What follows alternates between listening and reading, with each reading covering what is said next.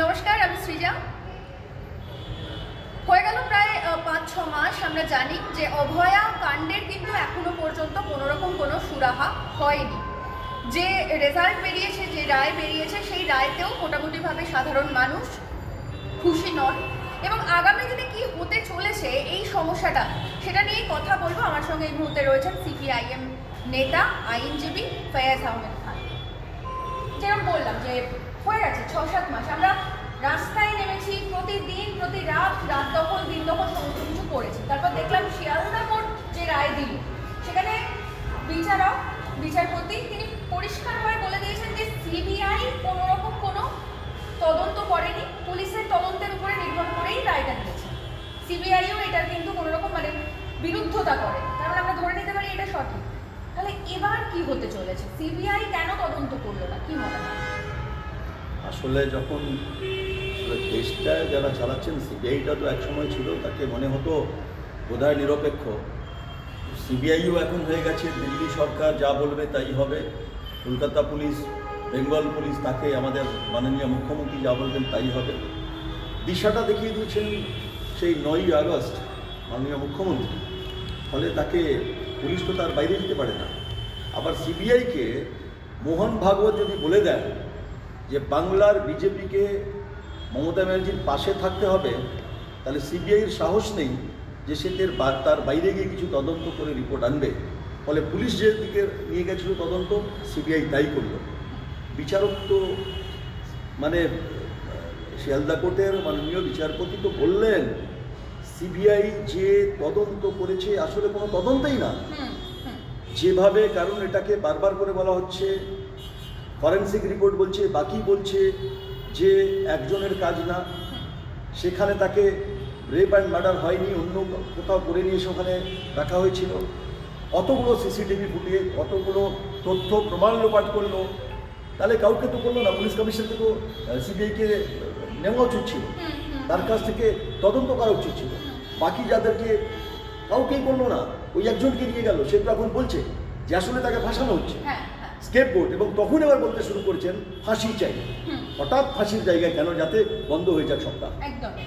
সাধারণ মানুষ রাস্তায় আছি, তাদের সঙ্গে আমরাও আছি। সাধারণ মানুষ, বিচারের লড়াই চলবেই।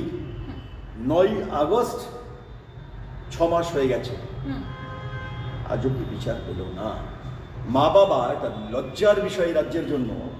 মা বাবাকে বাধ্য হয়ে বলছেন মুখ্যমন্ত্রীর বিরুদ্ধে বলছেন, আস্থা নেই। মা বাবা ছুটে বেড়াচ্ছেন বিচারের জন্য।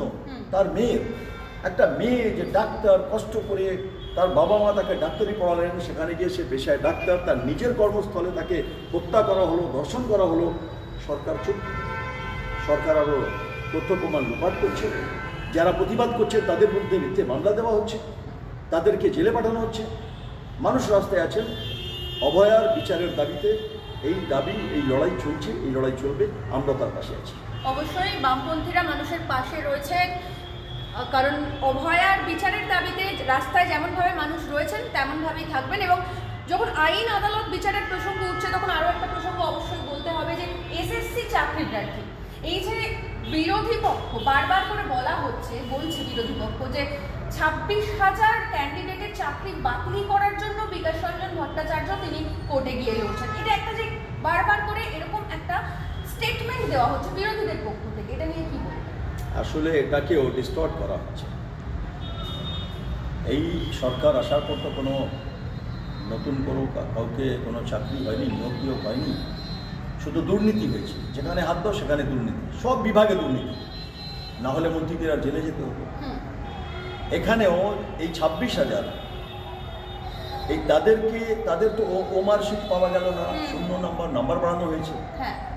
সিবিআই বারবার করে বলছে, এমনকি আদালত বলছে সরকার পক্ষকে, এই যে দেখলেন তো যারা তথ্য দিয়েছে, স্কুল সার্ভিস কমিশন একটা তথ্য দিচ্ছে, সরকার একটা তথ্য দিচ্ছে, তাদের লয়ার একটা তথ্য দিচ্ছে। ফলে এই যে 26,000, বারবার করে বলছে আদালত যোগ্য অযোগ্য বাছাই করো, সরকার সে দায়িত্ব নিচ্ছে না, এসএসসি সে দায়িত্ব নিচ্ছে না। তাহলে কি হবে? পেন্ডিং থাকবে।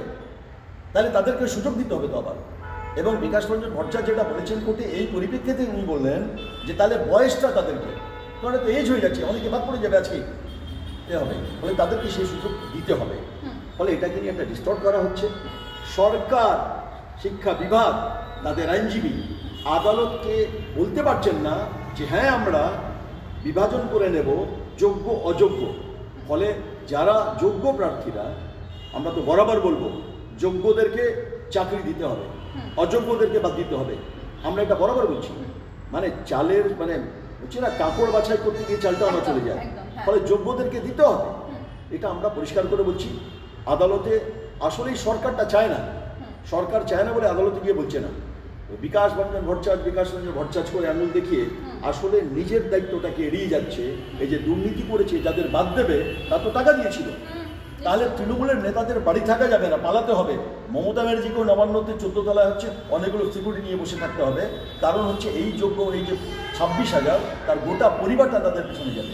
ফলে তারা চাইছে যেভাবে হোক এটাকে শেষ করে দেওয়া, ফলে এইগুলোটা করছে। একেবারে, অর্থাৎ বোঝা যাচ্ছে যে যদি সত্যি যোগ্য অযোগ্য বাছাই করা হয়, তাহলে যে সমস্ত তৃণমূল নেতারা রয়েছেন তাদের বাড়িতে সিকিউরিটি গার্ড বসাতে হবে, তা না হলে তাদেরকে বাড়ি ছেড়ে চলে যেতে হবে। আর এভাবেই প্রতিবাদের কণ্ঠ ধীরে ধীরে রোধ করার চেষ্টা হচ্ছে। আমরা দেখেছি বাংলায় কিভাবে ঋত্বিক ঘটকের ছবি লেনিন, আমার লেনিন, সেটাকে বন্ধ করে দেওয়ার কথা হয়েছে, চালানো যাবে না, এরকম একটা ফতোয়া জারি করা হচ্ছে। কি বলবেন, এভাবে প্রতিবাদের কণ্ঠস্বরকে ধীরে ধীরে রুদ্ধ করা হচ্ছে? আসলে তৃণমূল যে সরকার চলছে, তৃণমূলের জন্মটাই তো RSS এর ঘর থেকে। নাগপুর থেকে জন্ম হয়েছিল, নাগপুর থেকে সিম্বল হয়েছিল। বামফ্রন্টকে উৎখাত করতে হবে, নাগপুর থেকে টাকা দিয়ে RSS তাকে মমতা ব্যানার্জিকে সামনে নিয়ে এলো। ফলে RSS যা করে, বিজেপি যা করে গোটা দেশে, পশ্চিমবাংলা তাই হচ্ছে। গণতন্ত্র থাকবে না, আইন আদালত থাকবে না, কণ্ঠরোধ করতে হবে। ফলে এখানে তাই হচ্ছে।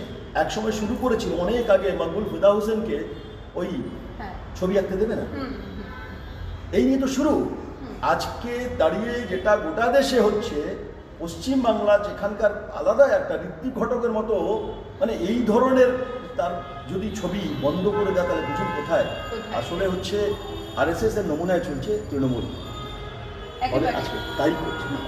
একদমই RSS এর দেখানো পথেই চলছে তৃণমূল। আমরা দেখেছি বইমেলাতেও কিভাবে শিল্পীদের কণ্ঠরোধ করা হয়েছিল, এবং তারপর এখন আবার ঋত্বিক ঘটকের ছবিও বন্ধ করে দিতে চাইছে। অনেক ধন্যবাদ আপনাকে এতক্ষণ সময় দেওয়ার জন্য, আর আপনাদের